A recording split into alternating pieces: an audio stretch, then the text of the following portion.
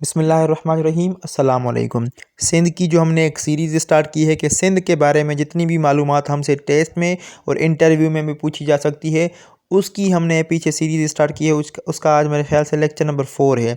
तो चलिए सिंध के बारे में इम्पोर्टेंट मालूमात मज़ीद देखते हैं और चलिए शुरू करते हैं। सबसे पहला क्वेश्चन है, बैटल ऑफ मियानी वाज फाट इन विच ईयर, जिसको हम सिंधी में बैटल ऑफ मियानी बुलाते हैं। ठीक है, तो उसका सही ऑप्शन है ऑप्शन बी, 1843 में ये जंग लड़ी गई थी, बैटल ऑफ मियानी। अगर आपसे एग्जैक्ट डेट पूछे तो 17 फरवरी 1843 में। बेसिकली इसके बाद जो है वो सिंध को कॉन्कर किया था ब्रिटिशर्स ने। ठीक है, और ये भी सवाल आपसे पूछ सकता है कि ब्रिटिश ने सिंध को कब कॉन्कर किया था? 1843 में। ठीक है, किसको शिकस्त देकर जो है वो कॉन्कर किया था? टालपुरों को, जिसको हम मीर भी बुलाते हैं। जब ये मुकाबला हुआ, बैटल ऑफ मियानी हुई, उस वक्त ईस्ट इंडिया कंपनी का जनरल इन कमांडर कौन था? वो था चार्ल्स नेपियर, जो कि आगे चलकर जब उन्होंने सिंध पर कब्ज़ा कर लिया था तो सिंध का पहला लेफ्टिनेंट गवर्नर भी ये बना था। और इनने जो है वो शिकस्त किसको दी थी? इन्होंने मीर नसीर खान टालपुर को जो है वो शिकस्त दी थी। चार्ल्स जेम्स नेपियर सूबों के ऊपर लेफ्टिनेंट गवर्नर हुआ करता था, और जो इन जनरल हुआ करता था वो था गवर्नर जनरल, और जो उससे भी ऊपर अथॉरिटी होती थी वो क्या होती थी? सेक्रेटरी ऑफ स्टेट होता था। अगला क्वेश्चन है, battle of Dubbo was fought in. ठीक है, बैटल ऑफ धुबो या इसको हम बुलाते हैं बैटल ऑफ हैदराबाद। ठीक है, ये एक डिसाइसिव बैटल हुई थी, उसी टाइम में ही हुई थी, लेकिन बस 1 महीना बाद ही ये डिसाइसिव बैटल लड़ी गई थी। तो कब लड़ी गई थी? उसका सही ऑप्शन है ऑप्शन ए, ये भी 1843 में लड़ी गई थी, लेकिन डेट चेंज है, वो 17 फरवरी था, और ये है 24 मार्च 1843। ठीक है, ये एक डिसाइसिव बैटल थी। ईस्ट इंडिया कंपनी की तरफ से सेम बंदा था चार्ल्स जेम्स नेपियर। उन्होंने जो है वो किसको शिकस्त दी थी? उन्होंने शिकस्त दी थी मीर शेर मोहम्मद खान टालपुर को। ठीक है, किसको? मीर शेर मोहम्मद खान टालपुर को, जिसको हम लायन या टाइगर ऑफ सिंध भी बुलाते हैं। जैसे जो है वो टीपू सुल्तान को हम टाइगर ऑफ मैसूर बुलाते हैं। ठीक है, तो इसी तरह हम शेर मोहम्मद खान टालपुर को लायन या टाइगर ऑफ सिंध बुलाते हैं, मतलब शेर सिंध। इसको शिकस्त दी थी, और इसके साथ एक और बंदा था जो कि सिंध में बड़ा मशहूर है, होश मोहम्मद शीदी, जिसका एक स्लोगान जो है वो बड़ा मशहूर हुआ था। जैसे नवाज शरीफ का स्लोगान है, वोट को इज़्ज़त दो। इमरान खान का है, तब्दीली आएगी। पीपल्स पार्टी का है जो है वो रोटी कपड़ा और मकान। इसका जो है क्या था? मरसूं मरसूं सिंध न देसूं। सिंध पर 1843 में कब्ज़ा करके फिर उसको बॉम्बे प्रेसिडेंसी का लेटर ऑन हिस्सा बना दिया गया था। फिर अगेन जो है 1935 गवर्नमेंट ऑफ इंडिया एक्ट के तहत 1936 में 1 अप्रैल 1936 में बॉम्बे प्रेसिडेंसी से अलग करके सिंध को एक नया सूबा बना दिया गया था। ठीक है, अगला सवाल भी हमारे पास आ गया है कि Mohenjodaro was recognized by UNESCO world heritage site in. तो इसको कब रिकॉग्नाइज किया गया था? मोहनजोदड़ो लाड़काना में है, तो उसका सही ऑप्शन है ऑप्शन बी, 1980 में जो है इसको यूनेस्को का पार्ट बना दिया गया था। बेसिकली ये वर्ल्ड हेरिटेज साइट का जब पार्ट बनते हैं तो इनके फंड्स आते हैं यूनेस्को की तरफ से। एक और जो है टेक्सला पंजाब में, उसको भी 1980 में यूनेस्को में ऐड किया गया था।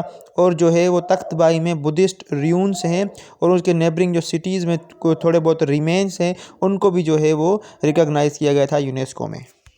अगला क्वेश्चन है, Makli graveyard of Thatta district was recognized by UNESCO world heritage site in. तो इसको कब रिकॉग्नाइज किया गया था? उसका सही ऑप्शन है ऑप्शन ए, 1981 में। ये सवाल बड़े ही रिपीटेड हैं, ये सवाल आप लाजमी याद कर लें।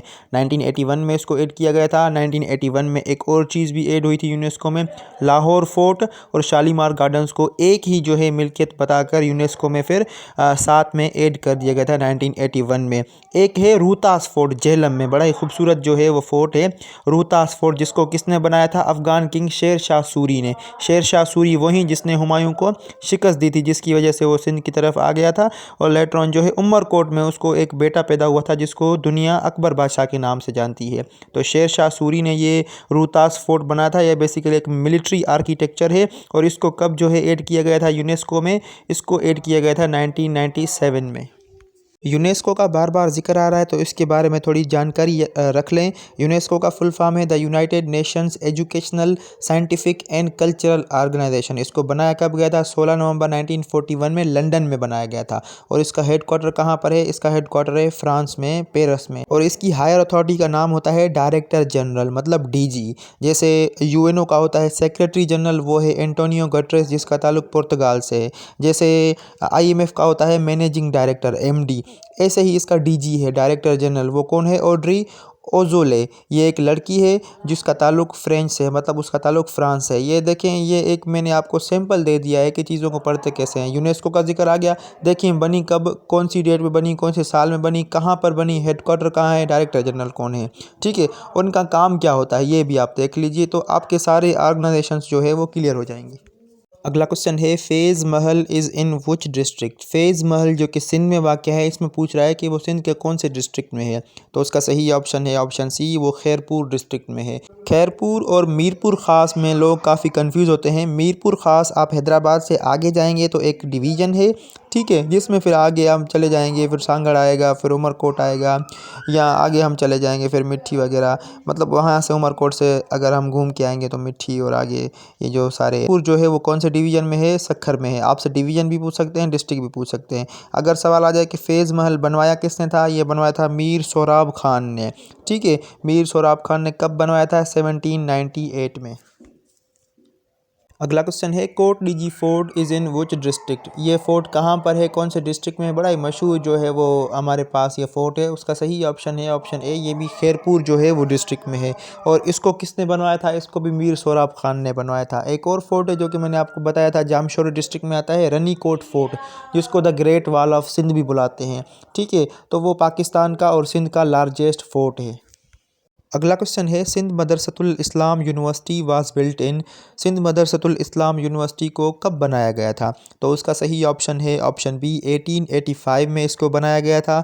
सवाल आ जाए कि उसको कौन सी सिटी में बनाया गया था, तो आप सबको पता है कि उसको कराची में बनाया गया था। सिंध पब्लिक के मेरे ख्याल में टाउन ऑफिसर या म्यूनसिपल ऑफिसर वाली टेस्ट में आया था कि 1885 में कराची में सिंध मदरसतुल इस्लाम को बनाया गया था। लेकिन वो बनाया किसने था? तो वो बनाया था हसन अली आफंदी ने। 1885 का जिक्र आ गया तो मेरे जहन में ख्याल आ गया कि वो भी आपको बता दूं, 1885 में। 1885 में क्या हुआ? A.O. Hume Bengal retired army officer था, बंगाल रिटायर्ड ऑफिसर था एक, एलन ऑक्टेवियन ह्यूम, जिसने इंडियन नेशनल कांग्रेस बनाई थी, ठीक है। इंडियन नेशनल कांग्रेस 28 दिसंबर 1885 में। बेसिकली उसका मतलब था कि एक सोशल ऑर्गेनाइजेशन में बना रहा हूँ। लेकिन फिर लॉर्ड डफरिन जो कि उस वक्त के क्या थे, वो थे वाइसराय ऑफ इंडिया, जिसने जो है वो एलन ऑक्टेवियन ह्यूम को कहा कि आप इसको पॉलिटिकल ऑर्गेनाइजेशन बनाएं ताकि हमें पता चले हम जिस कदर रूल कर रहे हैं, पॉलिसीज़ बना रहे हैं, उसका हमारे जो इंडियंस पर कौन सा असर पड़ रहा है और उनका रिएक्शन क्या है, ठीक है। मतलब एक सेफ्टी वाल्व की तरह काम कर रही थी इंडियन नेशनल कांग्रेस। तो ये थी आज की वीडियो। उम्मीद करता हूँ ये वीडियो आपको पसंद भी आएगी और आपके काम भी आएगी। अगर वीडियो आपको पसंद आई हो, सिंध के बारे में जितनी मैंने मालूमात पीछे दी है और अभी इस वीडियो में दी है, तो वीडियो को लाइक लाजमी कर दिया करें, चैनल को सब्सक्राइब कर दिए। और मिलते हैं अगली वीडियो में, तब तक के लिए अपना बहुत सारा ख्याल रखिए, मुझे दुआ में याद रखिए। अल्लाह हाफिज़।